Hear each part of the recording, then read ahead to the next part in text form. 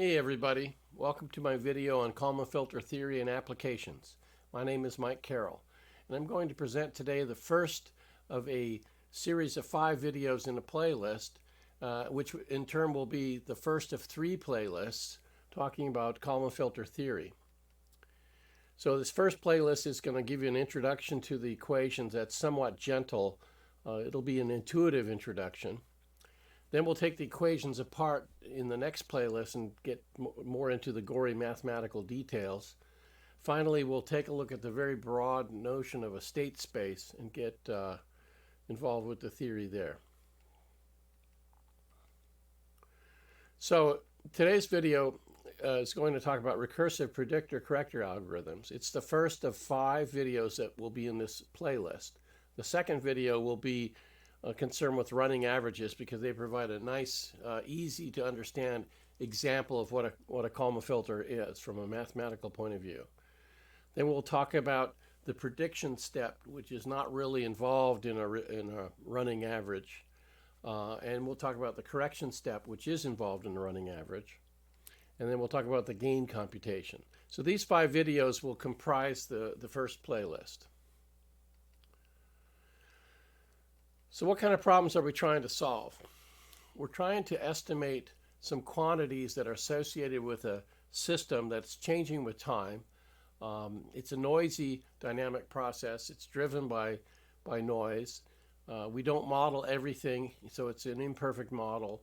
And we try to do so with measurements, which in turn are also disturbed and noisy. Now, usually we want to estimate more than just one quantity, so we tend to bundle these quantities together into something we call a state vector. And that state vector changes with time. As I mentioned, the models are not perfect, and they're going to be driven by noisy inputs, disturbances. So we're going to need some help to estimate the state of the system at any given time using measurements. But the measurements have their own challenges too. So they often don't arrive at the same time when we need them, so we have to take that into account. They tend to be out of sync with each other because they might be coming from different measurement sensors, and they might be out of sync with the estimation epoch. We're also getting these from multiple sensors, and they all have different accuracies and noise characteristics. And the sensors don't necessarily give us information about the states directly. They might give us information about something that is related to the state. So we need a model, a measurement model as well. So what's our goal? We want to devise a method or an algorithm that's going to combine all the measurement information and all the model information together into the best estimate we can make of the state of the system at any given time. We'd like to be able to do this in real time if possible, and we don't want to have to remember all the past estimates and past measurements, so we want to avoid having a growing memory consumption. So we seek an algorithm that's going to predict how the system is changing over time in between the measurements, and then we're going to use the measurements to correct our predicted state estimates. And we're going to avoid the growing memory requirements. And the bottom line is we're going to have a recursive predictor corrector algorithm. So the prediction part, as I said before, is just a matter of extrapolating, using the model, and solving the differential equations, if that's or difference equations, to bring the state from the last measurement update to the present time.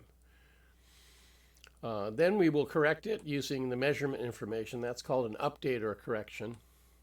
And then we start the whole process over again. Some notation that we'll be using a lot. We use X typically to denote the state that we're interested in, which could be a vector or a scalar quantity. We don't use any special notation to differentiate those two. But if it is a vector quantity, then we'll need to talk about its components. So we'll use little subscripts in the usual way. And we're going to do the same thing with matrices. We use both K and T as the independent variables because the K is for the time discrete case and the T is for the continuous time case. We'll put hats on our quantities to indicate that these are estimates. And then we'll distinguish between two kinds of estimates, those that are done before the measurement is taken and those that are acquired or produced after the measurement is taken. And then we'll use tildes to indicate the difference between the estimated quantities and the true quantities. So let's take a look at a block diagram that uses that notation. The prediction step in the upper left takes us from the last time step k minus 1 to the current time step k. And that gives us x hat minus k. So x hat, it says that it's an estimate, and then it's got a minus, says that this is a prediction. It's based on what we predict the state to be at time k. But then we have to correct it using the measurement information, and then we go from x hat minus to x hat plus, still at the same time step k. Then essentially we'll relabel things and make k be k minus 1, and we'll start the process over again. So what we're looking for is an algorithm. It's a computational procedure, of course. It's a recipe. Given some initial values of quantities, we compute new quantities. But we want a recursive algorithm, one that produces new quantities that can be used again as the initialization step for the next cycle. So where are we?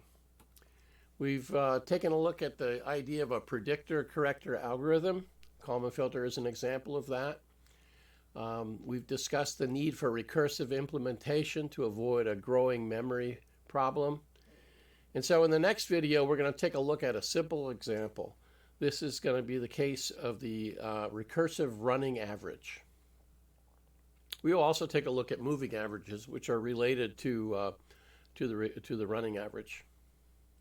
But we'll see that the recursive running average has a form that looks very much like a Kalman filter. Thank you for watching my video. We'll see you in the next.